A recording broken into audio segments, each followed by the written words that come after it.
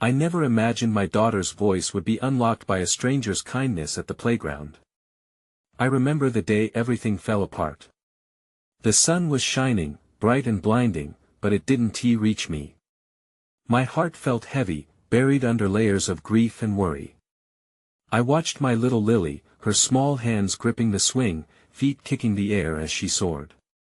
But her laughter, that sweet sound I adored, was swallowed by silence.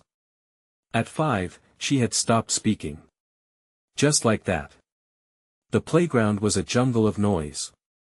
Kids giggled, parents chatted, and swings creaked in the breeze. Yet, my world was muted. I felt the warmth of the afternoon sun on my face, the cool grass tickling my ankles, but nothing mattered.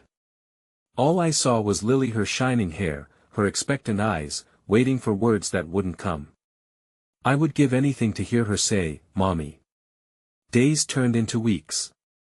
There were doctors, specialists, and endless tests. The same grim expressions, the same unanswered questions. I felt like I was drowning in a sea of uncertainty, and my little girl was sinking with me. People didn't understand. Just give her time, they said. But time felt like a thief. Each day stretched on endlessly, filled with whispers of possibility and the haunting silence of her unspoken thoughts. Then, on that fateful day, a stranger appeared. A man with wild hair and a gentle smile sat down beside me on the swing. I was startled. I didn't want to talk. I didn't have the energy. But he asked me about Lily, his voice like soft music breaking through the fog. There was something about him, a warmth that felt safe. As we spoke, he turned his eyes toward my daughter, and something remarkable happened. Something I couldn't comprehend. Lily's eyes widened. She was frozen, staring at this stranger, a flicker of curiosity igniting in her expression. I held my breath. My heart raced. What was she thinking? It was as if a doorway, long shut, had creaked open just a little. This man, this inexplicable figure, seemed to radiate a kindness that reached into her silence that I could barely comprehend what was happening. The sound of laughter surrounded us, but all I could hear was the pounding of my heart. Would she speak? Would she finally return to me? Time stretched, and I felt frozen too, caught in the tension of that moment. The playground faded away, and all that existed was hope, and then, something shifted. Would she break her silence? What magic could this stranger wield? My soul trembled with anticipation, desperation clutching at me tightly, my fingers digging into the swing's chain as I waited, eyes locked on my daughter's face. Hey, before we continue with this amazing story, I need to give you an important heads up. Many subscribers have reported that YouTube unsubscribed them without warning. Take a quick second to check the red button below to make sure you're still subscribed to the channel. I'd hate for you to miss any of the exclusive content coming soon. And while you're there, smash that like button, it really helps me out with the algorithm. Oh, and tell me in the comments, which city are you watching from? I love getting to know every amazing person who's part of this community. Your participation makes all the difference. Let's connect. The air felt electric, charged with the anticipation of something miraculous just beyond the horizon. I leaned forward, barely breathing, as if exhaling would shatter the fragile moment.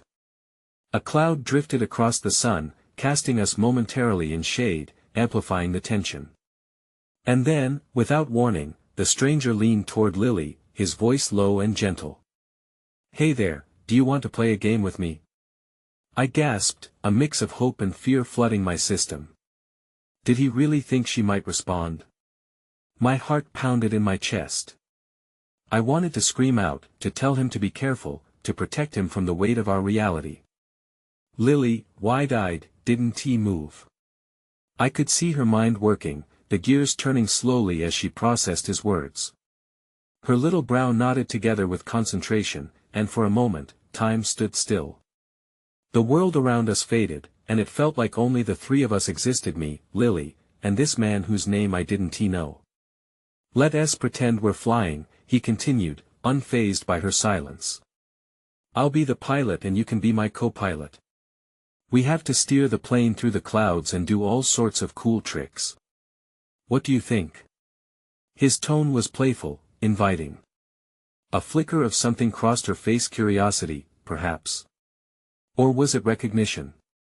My eyes were locked onto her lips, waiting, hoping to see the words that had eluded us for so long. But nothing came. Instead, she tilted her head slightly, as if mulling over an impossible choice. Lily, I breathed, urging her silently. You can do this. Just try.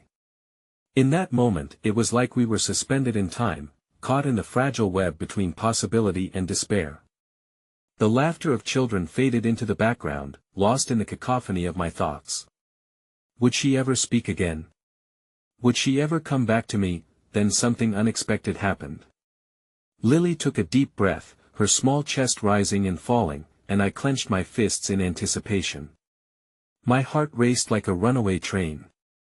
The man's smile widened, he was unfazed by the torment of silence lingering between us, injecting a flicker of light into our darkened world. Suddenly, the moment shattered. The sound of a child's cry erupted from across the playground, snapping her out of her trance. Lily flinched, her face contorting in uncertainty. She veered her gaze away, and for a fleeting second, I saw the fear behind her curiosity. There was a battle raging within her, an internal struggle so familiar to me that it felt like a dagger plunging into my heart. The stranger, sensing the shift, lowered his tone even further, as if he could reset the fragile atmosphere. It's all right, sweetie. Sometimes it's scary to try something new. But you know what? You can just be yourself. That's all I ask. I could feel the warmth of his kindness radiating around us, but it felt inadequate against the rising tide of uncertainty. Lily's shoulders sank and her eyes flickered back to the ground as if anchored by the weight of her silence.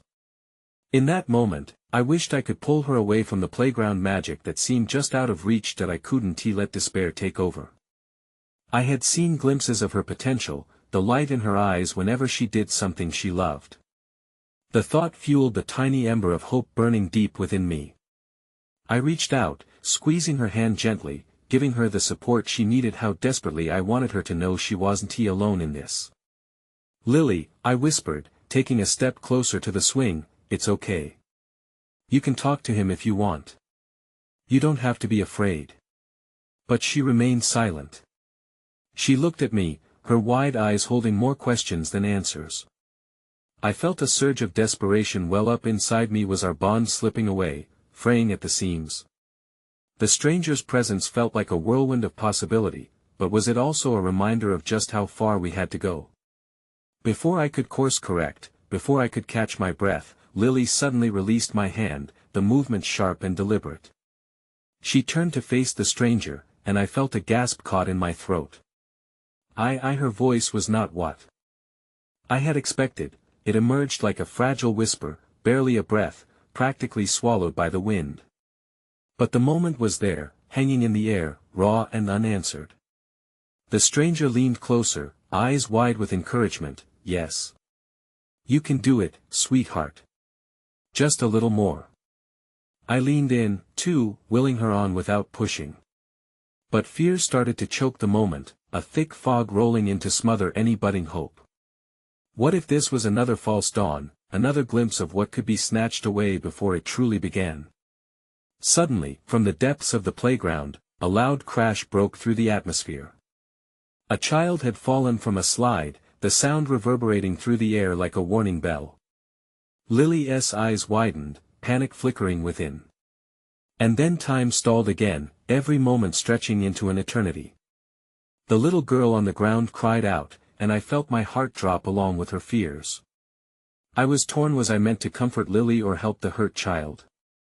In this whirlwind of emotion, I could only watch helplessly as the fragile chance at connection with my daughter drifted away. In the chaos, as I turned toward the commotion, I caught a glimpse of Lily's expression: confusion, fear, and something darker lurking beneath the surface.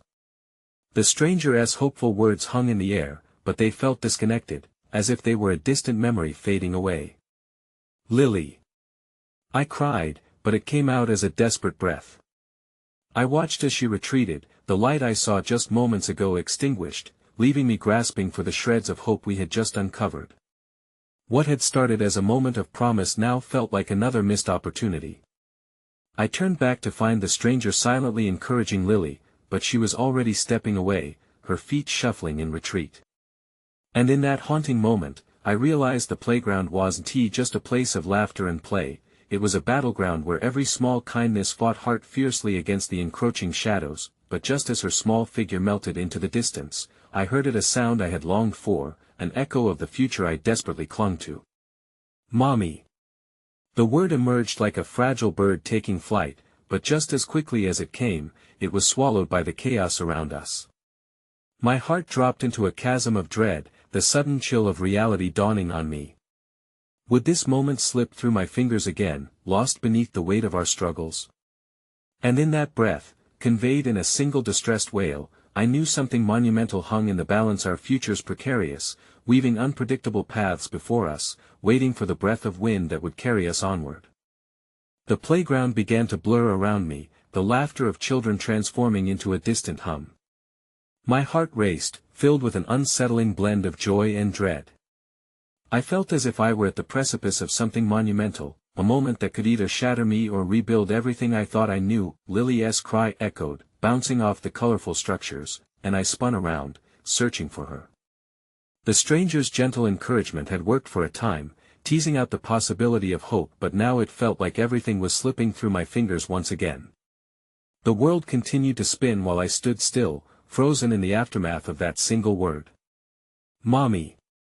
I pushed past a group of children playing tag, my mind racing with the possibilities. What if this small yet momentous breakthrough was because of the stranger? His kindness, his ability to reach her where I'd struggled so long, could it have been more than a play of chance? But as I locked eyes with Lily, my heart plummeted again. She stood several feet away, her small frame trembling, vulnerability radiating from her like a fragile flower caught in a storm. The sound of kids laughing and shouting shifted into an overwhelming cacophony, drowning out my thoughts, amplifying the fear bubbling beneath the surface. Lily. I'm right here. Panic clawed at my throat as I pushed forward, my shoes scraping against the rough gravel, kicking up tiny stones that mocked my urgency. That I could see the stranger watching, his expression shifting to something deeper, concern, or perhaps understanding. I didn't want to be angry with him, he had tried to reach her where I had drowned in helplessness. But there was an ache, a possessiveness bubbling fiercely inside me. Who was he to unlock this pivotal moment? Mommy. She called again, her voice strained now, the joy of discovery merging into a pitiful plea fraying my heart. I reached out for her, my fingers trembling with urgency. As I approached, Lily flinched, retreating into herself as if the world had once again turned into a maze of uncertainty.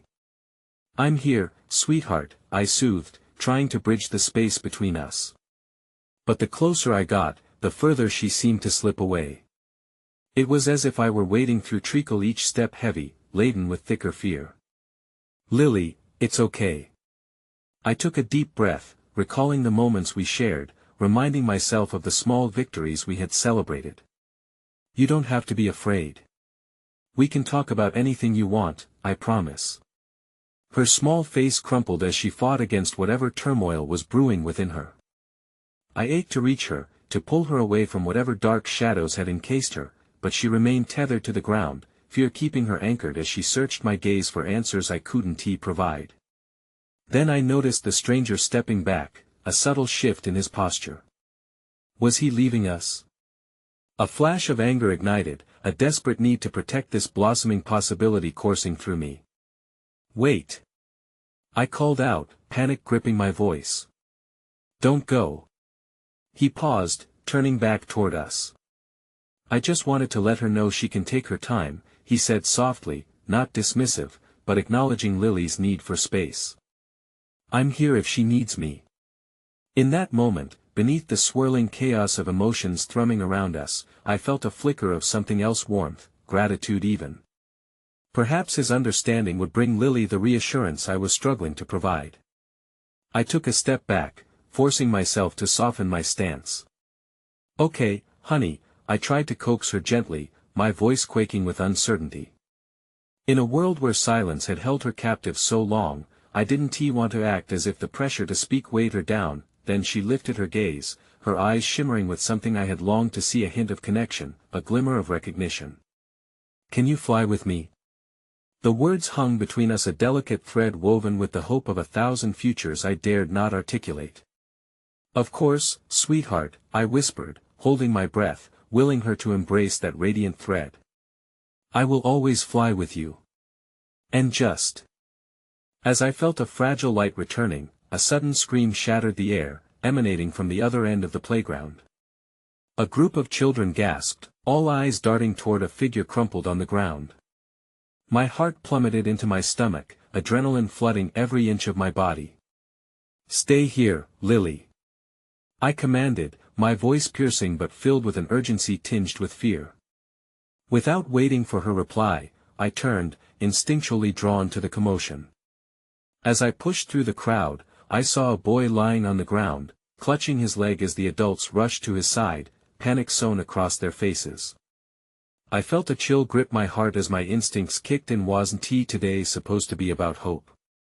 But as I knelt beside them, I caught the echo of Lily's voice in my ear, the tremor still lingering in the air. Would this day dissolve into more tragedy? More silence? In that moment, time felt tenuous, a fraying thread that threatened to snap completely. I looked back to see her, small and lost, the weight of fear still clawing at her spirit. What if this moment was a culmination of kindness spiraling into chaos, drawing her back into silence? And just as I turned back to the commotion, hope felt unnervingly fragile in my chest, teetering on the brink of something both wondrous and terrifying. What if this day would forever linger, lost amidst both moments of potential and despair, leading us further away from the thread of connection we desperately grasped?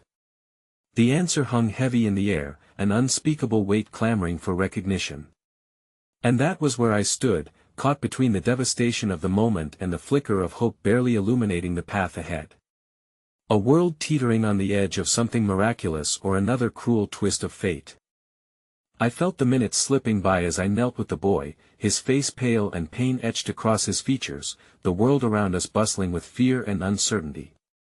The cries of the other children melded into an incoherent murmur, the realization of the chaos pulling my mind in knots.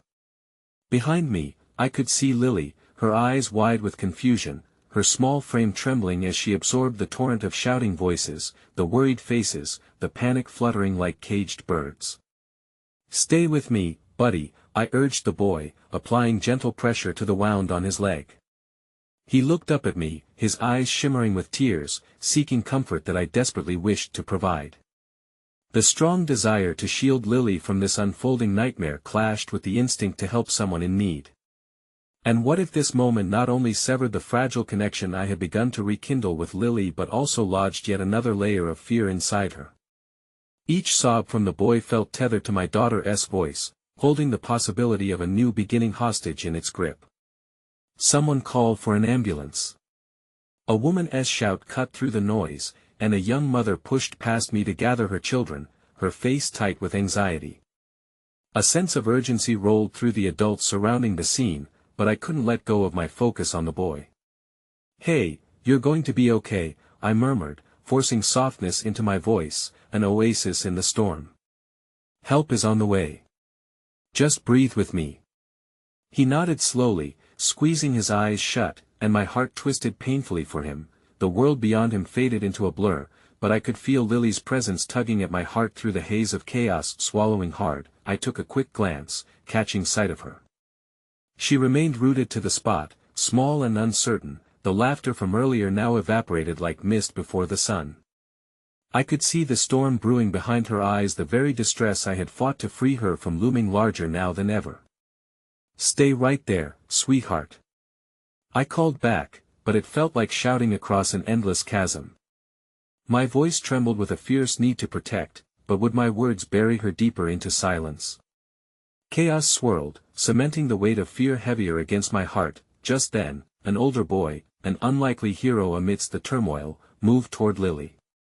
He squatted down, his brow furrowed with concern as he approached her cautiously, a gentle gesture that seemed to momentarily still the chaos. "Hey, it's gonna be fine. Just a little accident, he reassured her, his voice carrying a soothing warmth. Lily looked at him, her eyes glistening, the shadows diminishing as his simple act of kindness impacted her in ways I hadn't thought possible. Perhaps there were moments of light hidden in the dark corners of our world. I felt the tiniest flicker of comfort against the ache in my chest, and then, as if she had been ignited by his words, Lily spoke. "I'm scared." The words trickled out like hesitant whispers, a small but mighty step toward opening the door of her silence. A surge of elation crashed into me, fighting through the dread gripping my heart. "I know, sweet girl. It's okay to be scared. It's okay to not understand things," I called back, my voice steady despite the tumult swirling around us. "Just breathe. I'm right here." For a moment, time cloaked itself around the three of us, and I searched the crowd for the stranger, the man who had ignited this moment of hope. He remained nearby, offering gentle encouragements to other children while keeping a cautious eye on Lily. I sensed his silent understanding, a tether that bound us in our shared commitment to our children's fears and burgeoning voices. In that moment, the chaos blurred, and my heart surged with the desire to reach Lily. I closed my eyes to ground myself. "You can fly again, honey. Remember when you were a bird? You can spread your wings whenever you want." Her lips quivered, and I could feel the air around us vibrate with something akin to hope, the kind that stood defiant against fear. Yet I remained cautious. Fear still had its grip, and the boy's leg continued to bleed, the adults continuing to swarm like worried bees. Then I made the mistake of glancing back at the boy writhing in pain, and it triggered something deep within me. Losing the moment with Lily could not be an option. I needed her to find her voice in this chaotic world, no matter how fragile that voice seemed against the tempest of sorrow and pain. "Hey! Can you hear me?" I called to the boy, shifting my focus once again to him. "You're really brave, and you're getting help soon. Just keep holding on, okay? Breathe with me." But while my mouth formed the words, my heart was heavy with a doubt that crept in, whispering insecurities about my abilities as a parent and my power or lack thereof to shield Lily. And just as I forced a muscular smile onto my face, sharing that warmth with both children, I felt a sudden sharp push against my shoulder.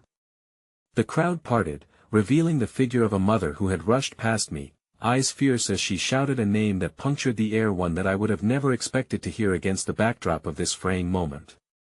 "Liam." It echoed through the playground, drawing every gaze toward the child whose name I had just learned, a painful recognition unfurling as a new layer of tension unfurled, wrapping around my heart. Suddenly, the world shifted again, and dread surged within me. The fabric of hope I had just begun to weave was unraveling with every beat of despair, teasing the impending melancholy from which I feared we might never truly escape. This day the playground, the kids, the laughter, the kindness, would it all emerge transformed? Or would these tenuous connections be swept away, just like moments of joy often are, dissolving under the weight of the heartbreak that lurked, ever present, in this chaotic world? The cry echoed like a clanging alarm, shattering the temporary bubble of calm I had clung to as if it were a lifeline. Liam. The name nestled against my consciousness, wrapping each syllable in a suffocating blanket of familiarity. I turned slowly, caught within a web of realization that ensnared my throat. Liam. It took a moment for the boy's face to register in my mind. Confusion and dawning horror wove themselves into an unsettling blanket that cloaked me. There he was, the boy wincing in agony on the ground was no stranger. He was my daughter's closest friend, her first partner in adventure and play, a constant in her fragile new world. As the mother sprinted toward her son, the weight of the moment shifted. I felt the warmth of hope wane, the flicker extinguished by reality. The connection I had witnessed between my own daughter and the boy was now fraught with horror, not just the injury, but the loudness of the fear thrumming through the air, making the silence of Lily's apprehension feel impossibly loud. Liam, please. She yelled again, desperation cracking her voice. I saw his mother drop to her knees, cradling him as the world around us blurred with panic.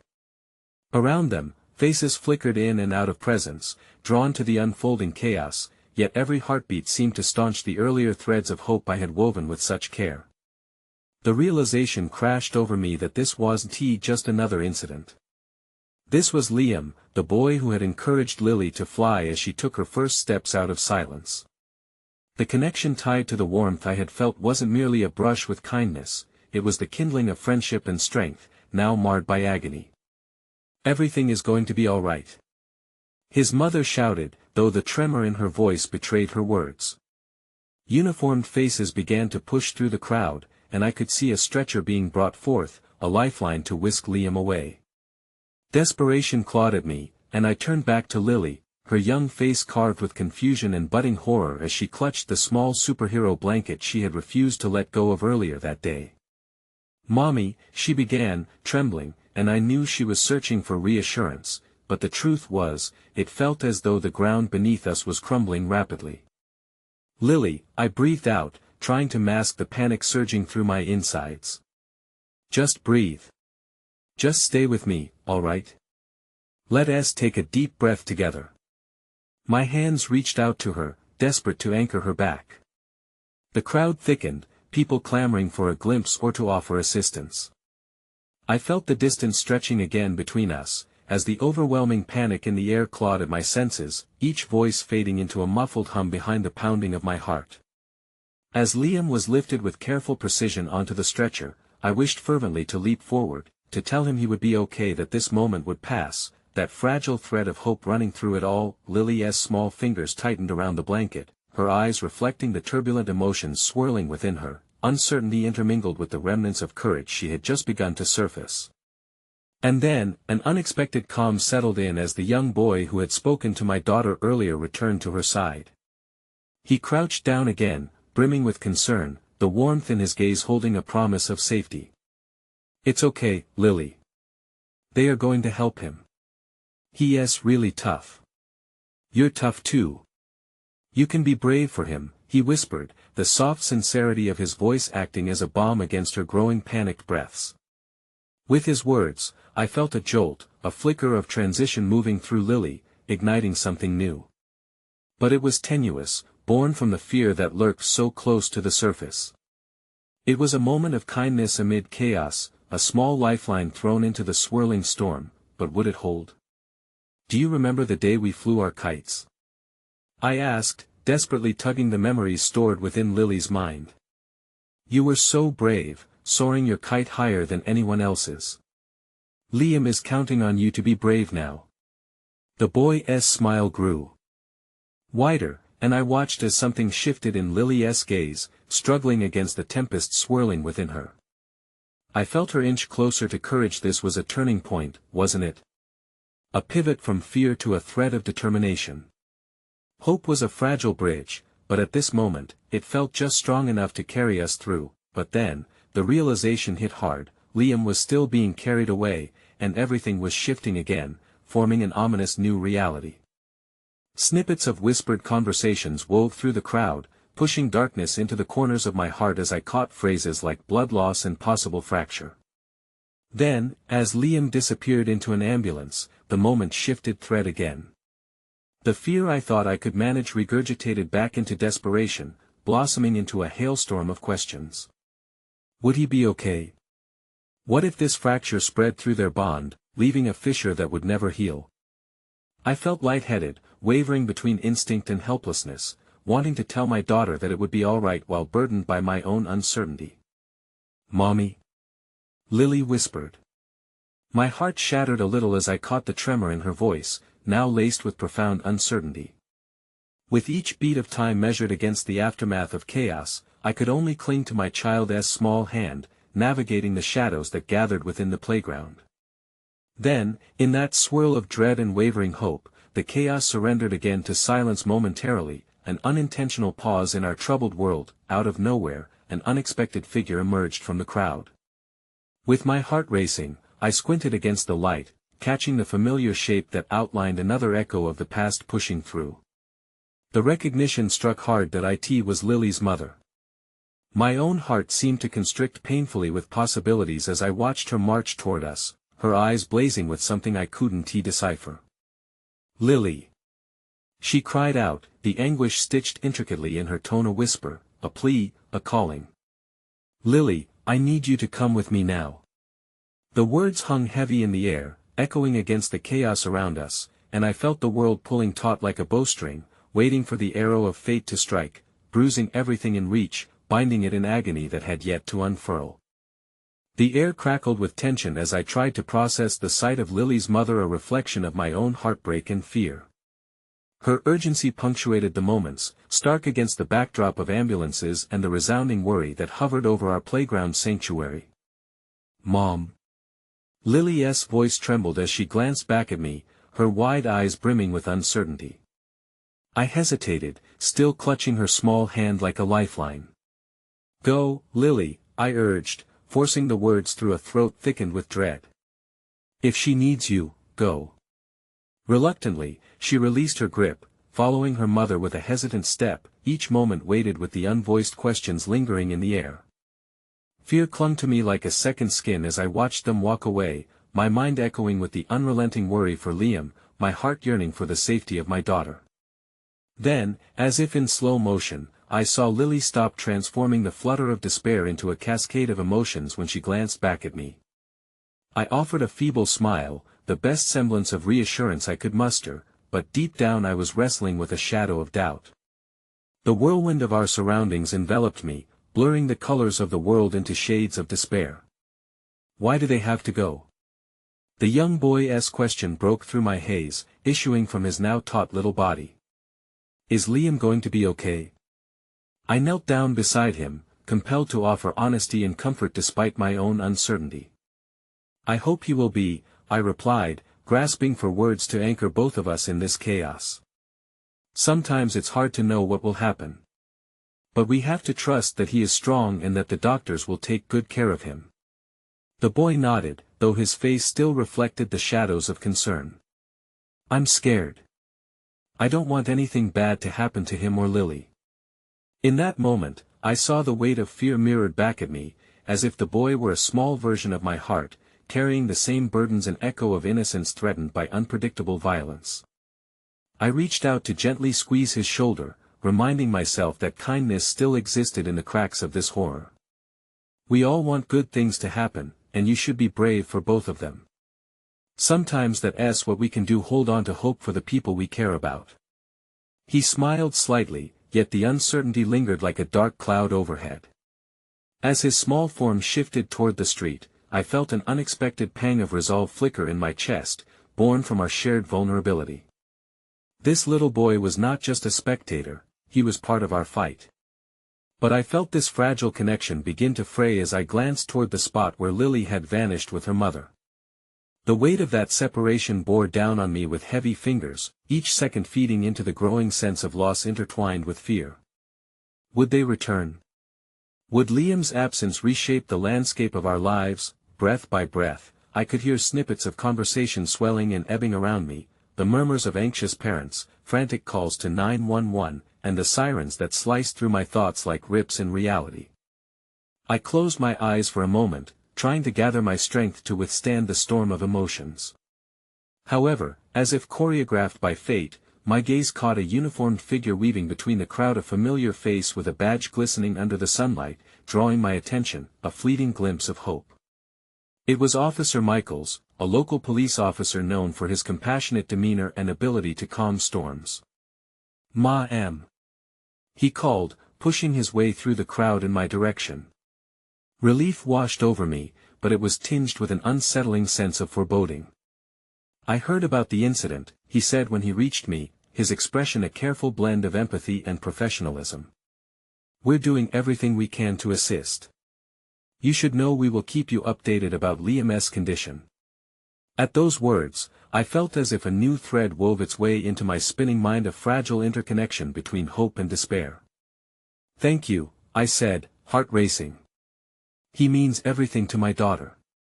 She's really scared." Officer Michaels nodded, understanding unfurling across his features, and I caught a momentary glimmer of reassurance. "That's natural. Kids carry their fears with them, but they're stronger than we give them credit for." And yet, as much as I tried to grasp onto those words, another whisper brushed against the edges of my resolve. It was hard not to dwell on the inconceivable that if Liam's absence lingered, how would it redefine Lily's world? My very essence trembled at the thought. Suddenly, the crowd swelled again, and I turned to see an ambulance start to pull away, the siren screaming into the distance. My heart seized at the realization that it could be carrying Liam, that this was part of the reality now one I had never imagined would intertwine our lives in such a tragic display. Liam! I shouted instinctively, a voice breaking with desperation. The boy who had held Lily's hand moments before came up beside me, and together we watched as the vehicle vanished from sight. Will he be okay? Will we see him again? The boy murmured, his childish innocence echoing the storm inside me. My voice faltered, leaving doubts to roar in my silence. I squeezed his shoulder tighter, summoning strength that stemmed from an unknown source. We have to believe he will be, just like we believe we will see Lily soon. We hold on to that hope, all right? But deep down, a different fear began to take root, an unfamiliar anxiety that clawed at my chest, whispering that what lay ahead could transform everything. As if to give voice to this dread, the weight of Lily's absence carved anew into the air around me. The quiet moments that followed hung heavily, a delicate tension claiming its space as I watched the empty street where the ambulance had just departed, feeling the world shift yet again beneath my feet. And as the shadows grew long, I sensed a new reality unfurling, a story yet to be told intertwined with heartbreak and the resounding echo of Liam's name, a haunting reminder of the uncharted path that lay ahead. The sun dipped lower in the sky, casting elongated shadows that seemed to stretch out from my heart as the minutes slipped into the agonizing abyss of uncertainty. The playground, once a haven of laughter, felt more like a ghost town, the echoes of children's joy now drowned in tension and worry. I stood frozen, a statue of desperation, clinging to a flicker of hope while each tick of time taunted the nightmares circling in my mind. The boy, the fragile embodiment of innocence, was still beside me, and I could sense wavering strength in his small frame. His eyes brimmed with unshed tears, and he leaned against my side as if drawing comfort from my presence. "Can we sit on the swings?" he asked tentatively, the yearning for normalcy evident in his voice that I felt an urge to shield him from the weight of our reality, to protect him from the uncertainties swirling around us. But at that moment, I realized that perhaps finding solace in small things could be our refuge. "Sure," I replied, guiding him toward the swings with an unexpected softness embedded in my heart. As we sat side by side, the rhythmic creaking of the chains was a soothing balm against the chaos. Pushing off the ground, I allowed the gentle motion to become a meditative escape, my mind following the arc of the swing into the fading sunlight. "I used to feel free here," I whispered, half to him and half to myself. "I forgot what that felt like." He glanced up at me, his face earnest. "Maybe it'll come back. When Liam comes back." The words struck me like a reality check, surprising in their innocence yet profoundly poignant. "Yes," I managed, though my heart tightened at the flicker of uncertainty. How could I promise him something I hardly dared to hope for myself? "We'll get through this, I promise." Just then, a familiar laughter broke through my thoughts, weaving its way into the fabric of the moment. I turned to see a group of parents gathered nearby, their conversations punctuating the stillness a world away from our own fears. Among them was Angela, a beloved neighbor, her eyes scanning the crowd with unmatched vigilance. She caught my gaze and, without hesitation, made her way to us. "What happened?" she asked softly, crouching down to meet the boy's eye level. They shared a moment, a quiet reassurance passing between them, and I noted the warmth that radiated from this unexpected connection. "Liam got hurt," the boy answered, his voice small and vulnerable, the bravado he mustered now barely hanging on. "Oh sweetheart," Angela said, placing a comforting hand on his knee. "That's so tough. But you're doing such a good job being brave." Something within me began to stir, witnessing this small exchange. Here was kindness manifesting in ways I had nearly forgotten existed. The boy's eyes brightened just a fraction, and I could see his spirits lift even in the face of uncertainty. It reminded me how small gestures could be anchors when the waves were crashing. Realizing I hadn't fully responded to Angela, I spoke up, we're just trying to stay hopeful. But it feels impossible. I don't know how we're going to manage without him." Angela nodded, a sympathetic look washing over her. "Just take it one step at a time.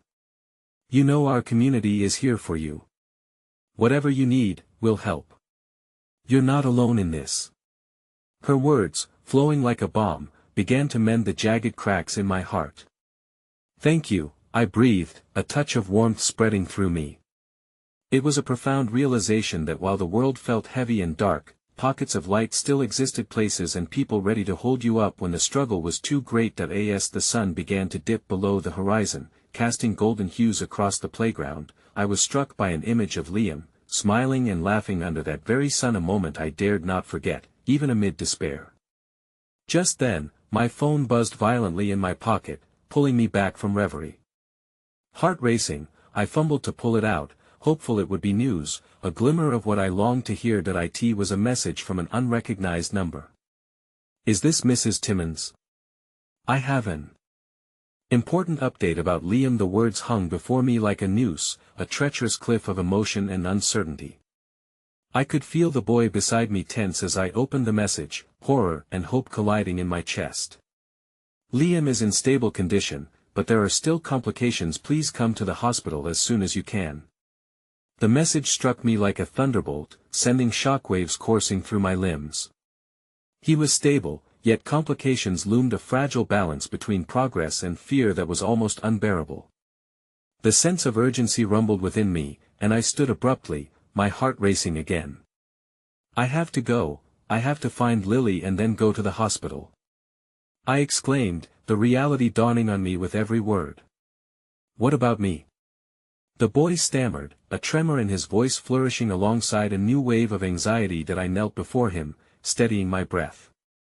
"I need you to be strong, okay? Stay here with Angela, and I'll come back for you. You're part of our family now." The boy nodded, his expression shifting from fear to a tentative bravery that made me proud.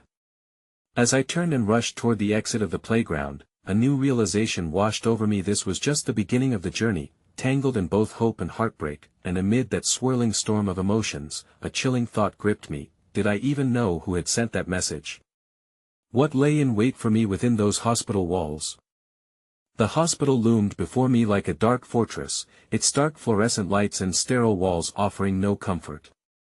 My heart thudded like a metronome, counting down the moments between hope and despair.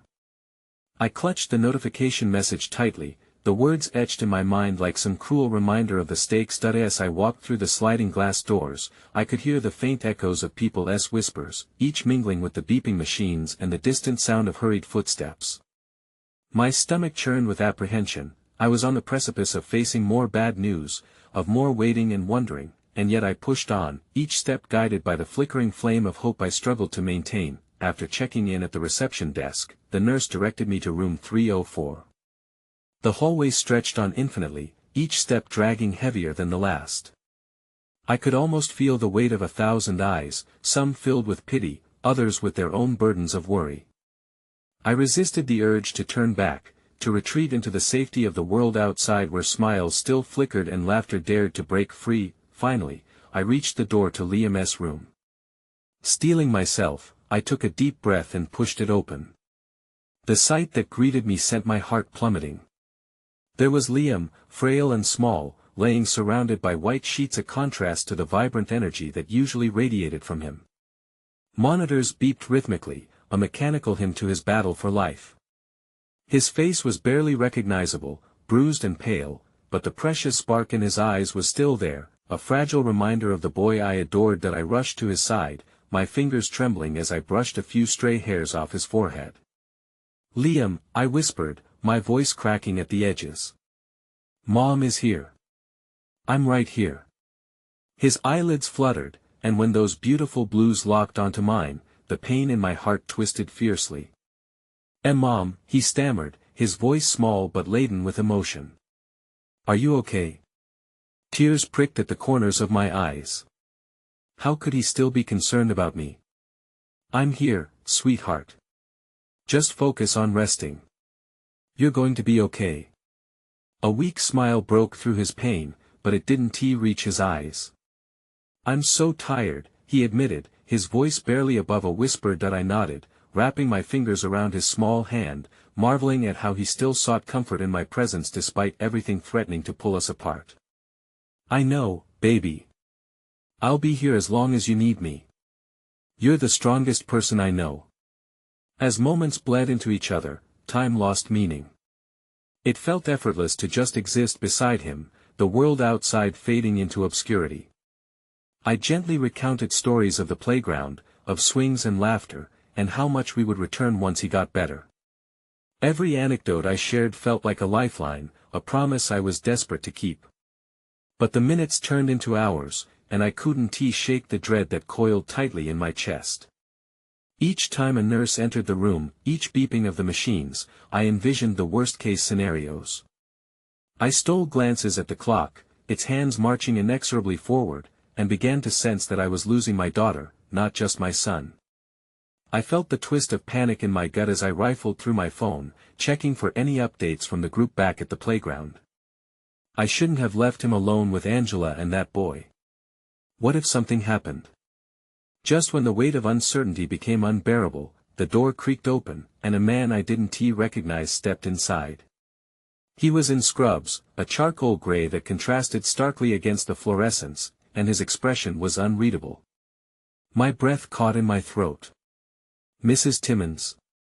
he asked, his voice steady yet softened by something that resembled compassion. "Yes." I tried to sound stronger than I felt, propelling myself to my feet as I prepared for yet another wave of heartache.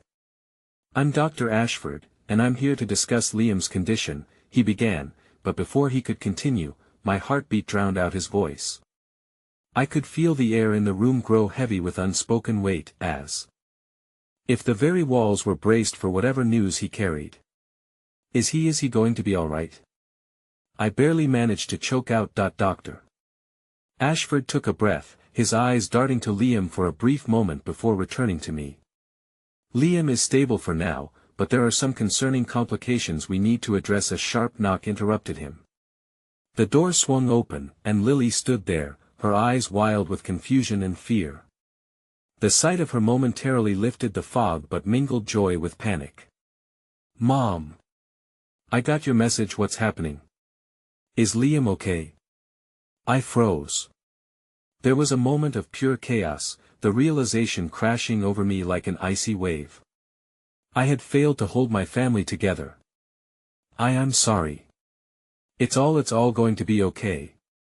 But even as I said it, I felt the fraying edges of my own assurance. Dr. Ashford's eyes softened with understanding, but I could see in his demeanor that unpleasant truths loomed ahead. "Actually, Mrs. Timmons, I think it would be best if we all sat down together. There are some important decisions we need to make." Lily stepped further into the room, her face ghostly pale as she took in the scene before her. My heart cracked under the weight of her fear, and at that moment, an overwhelming wave of desperation surged through me. I didn't just want to shield my children, I needed to protect their innocence amidst this unfathomable storm, and seated in that sterile room, a shocking realization began to take root. This was just the beginning of revelations that could shatter the fragile heart of the family I had fought so hard to hold together. The air in the room grew still, the tightness in my chest intensifying with every breath. My gaze shifted between Dr. Ashford and Lily, who stood frozen at the threshold, caught between understanding and denial. I immediately regretted my assumption that I could shield them from the gravity of our situation. "Mom, what's wrong with Liam?" Lily's voice cracked, her initial bravado crumbling as she took a step closer to me, seeking reassurance. I reached out, wrapping a protective arm around her small shoulders, but the gesture felt woefully inadequate. "Liam's just," I faltered, my voice barely a whisper as I glanced back at the doctor, consumed by the weight of his not-quite silence. "He's fighting, honey. That's all we need to think about right now." I fought the lump in my throat but could feel it tightening. I didn't want to frighten her further, yet I could see through her facade of bravery. Dr. Ashford cleared his throat, bringing my attention back to him. "It's crucial that we discuss potential treatments," he said, his tone clipped but laced with empathy. We're facing some complications, and in cases like Liam's, decisions must be made quickly. I could feel Lily tremble beside me, and I held her tighter, the warmth of her body a small comfort amongst the chill of uncertainty. A million questions raced through my mind, merging into a fog of panic. What if we made the wrong choice? What if I didn't have the strength to carry them through? My heart ached fiercely at the thought of Liam's suffering, and I willed myself to remain strong for him, for Lily. Mom. Lily's gentle voice snapped me back to reality, and I looked down into her wide, tear-filled eyes. Please don't let anything happen to him. I can't lose him. Neither can I murmured, the weight of her anguish binding me with fierce determination. I wished for the ability to simply make everything all right, to magic away the pain. But life seldom allowed such privileges, and I found myself leaning into my own vulnerability, attempting to muster the bravery we desperately needed. Mrs. Timmins, Dr. Ashford began cautiously, we need to consider a multifaceted approach to Liam's situation. The first step is a course of specialized treatments. As he spoke, I felt the room around me trickle away, his words becoming a cascading murmur, the details swirling in a haze of dread. I was ready to sink into that fog, to pull Lily away from the harshness of reality. But as if reading my thoughts, Dr. Ashford continued, I know this is difficult, but I want you to consider the potential outcomes for Liam's quality of life. We must make these decisions together. I echoed, my voice rising, tinged with desperation. What choices are there left to make? He is my son. All I want is for him to get better. My heart raced, the reality of our situation crashing over me like a wave, and I felt the ground beneath me shifting. Mom, listen to him, Lily said, her tiny voice unwavering, though red-rimmed with emotion. We need to make sure Liam has the best chance. I don't want him to be in pain. I blinked at her, momentarily lost. How had we arrived at such a weighty intersection of fear and responsibility? I looked at my daughter, so brave and yet so fragile, and realization dawned upon me, she was right.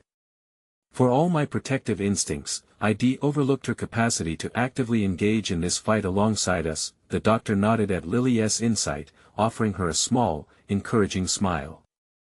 It's important that you both understand the gravity of the decisions we're facing. It might seem overwhelming, but you're not alone in this. Swallowing hard, I felt my own fear twist into something unexpectedly beautiful, the bond between mother and child asserting itself against adversity. Lily could be my strength, just as I hoped to be hers. As I processed this, the door swung open without warning, and an unassuming figure stepped into the room, a boy around Lily's age, his eyes shimmering with a mix of apprehension and empathy. Excuse me, he mumbled shyly, clinging to the doorframe, his right hand shoved deep into the pocket of his jeans. I was looking for Liam, you know, the kid who likes the same games I do. Ben. Lily exclaimed, recognition lighting her face. What are you doing here? He shuffled further into the room. I heard what happened, I just wanted to see if he was okay. There was an earnestness about him that breathed life into the moment, a gentle light breaking through the heaviness. Thank you for coming, I said, my heart swelling with unexpected gratitude for this child, bringing a glimpse of normalcy amidst the chaos. With each new face in this sterile room, I felt the walls contracting and expanding like the breaths we took in solidarity. Lily's eyes sparkled with hope as she stepped closer to Ben, bridging the childhood connection that had meant so much to her.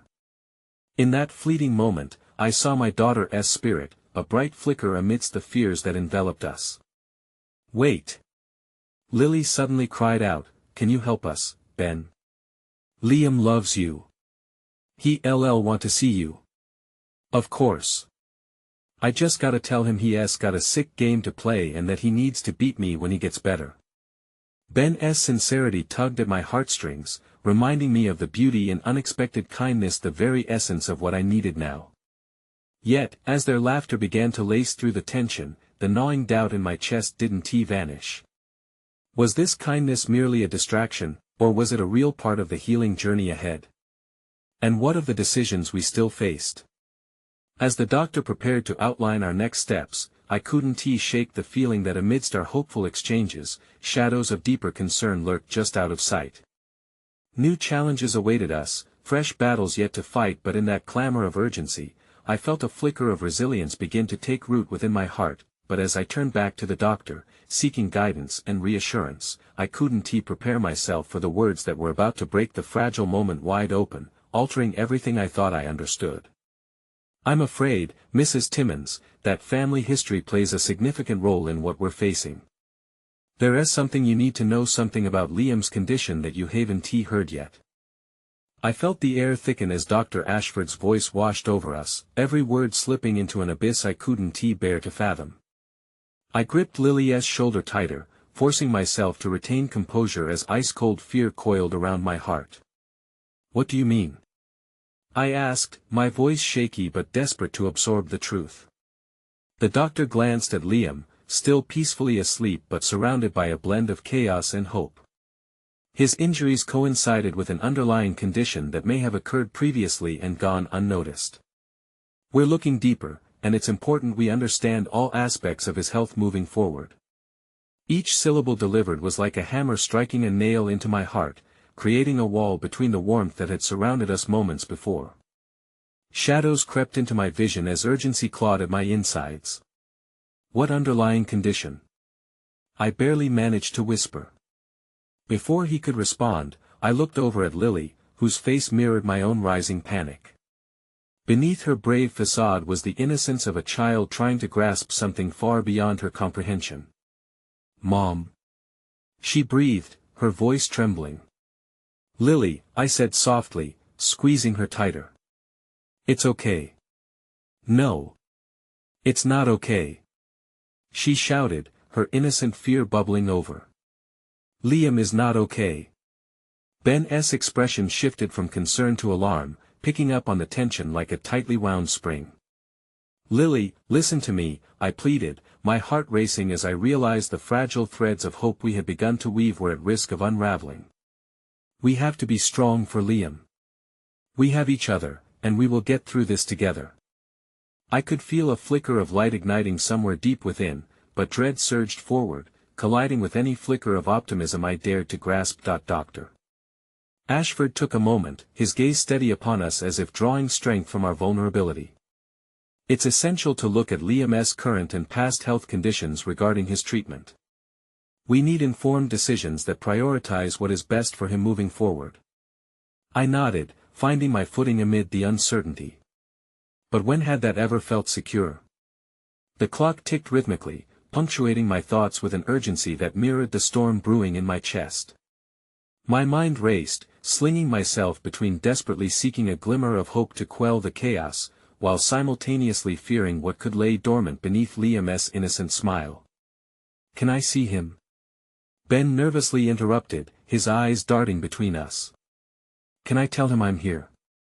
"Of course," I nodded, my heart swelling with gratitude for this child who had found his courage to step into the fray.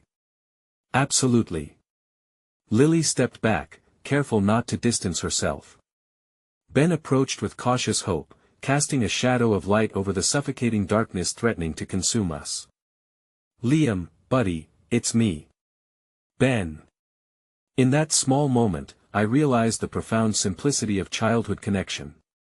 No matter how heavy the discussions surrounding us, there was unwavering strength in the bonds forged in innocence. Ben's presence reminded both me and Lily of something beautiful. Life still pulsed avidly with possibility and solace in our small corner of the world. Liam stirred, opening his eyes slowly, and despite the pale pallor of his face, I saw the familiar spark of joy flickering through dimmed blue lenses. "Ben," he murmured, a faint grin breaking through his pain. "Is that you?" "Yeah. I'm here, buddy." Ben replied, his voice brightening as the two exchanged a shared understanding that reached beyond words. In that moment, I felt the storm inside my heart settle, if only for an instant. But reality was not so forgiving. Dr. Ashford stepped forward again, breaking through the flowering moment. "I know this conversation is overwhelming. But we have to discuss potential treatment options." My heart twisted painfully in my chest at the reminder the stakes hanging from the edge of uncertainty. Will that involve surgery? I inquired, the unease choking my words. Potentially, he admitted, the gravity of his words hanging like a sentence above us. We need to assess how we'll address any complications. Hence, the multidimensional approach I suggested earlier will play a crucial role in how we proceed. Time slipped through my fingertips again, stretching taut through the air like an invisible thread, and I steeled myself against the rising tide of fear. Somewhere inside my heart, I knew the bond that connected me to these two children held the power to transcend the darkness we faced, but just as I felt this resolve strengthen, Dr. Ashford added, and we'll need a thorough screening of family history, which is vital in determining Liam's unique risks moving forward. My gut sank, the implications of his words spiraling throughout the room. Family history? I murmured, barely managing the syllables. Yes, he responded softly but firmly. We need to conduct a series of evaluations, as there is a possibility that genetic factors may play a role in this. Faced with the enormity of this situation, my heart splintered once more, and the fear cracked open like a raw wound. All I could do was think of my daughters and Liam's futures, their innocence tethered to painful uncertainty. You have to understand, I said, my voice firm yet trembling, that I am here, and I will do everything in my power to support my son. I will gather whatever you need. Liam's eyes shifted to meet mine, searching for reassurance, and in that moment, I realized how determined I was to fight against the shadows looming over us. We're all going to be brave together, right? I said, directing my focus toward both children, willing my voice to rise against the gnawing shadows, fostering a flicker of optimism to illuminate the gloom. If we're brave, then we'll figure it out step by step, I repeated as encouragement wrapped around us. A fragile tether formed, the three of us sharing that sacred bond amid the chaos of uncertainty swirling around us. Liam squinted at Ben's expectant expression, and as if on cue, he nodded, the gentle landscape of hope unfolding between us. I'm tough, I can be brave, Liam murmured, determination swelling behind his voice, and my heart surged at the tenacity he displayed, channeling all our shared fears into something beautiful. Just then, the moment settled around us, a peace washing over the room like a calm rain, refreshing and revitalizing, as everyone in that space momentarily felt the insurgence of something greater than fear. In the small and sacred embrace of the hospital room, a flicker of light surged from within, weaving a tapestry of bravery, heartbreaking beauty, and an unbreakable bond, a reminder that even in the darkest storm, love would remain steadfast.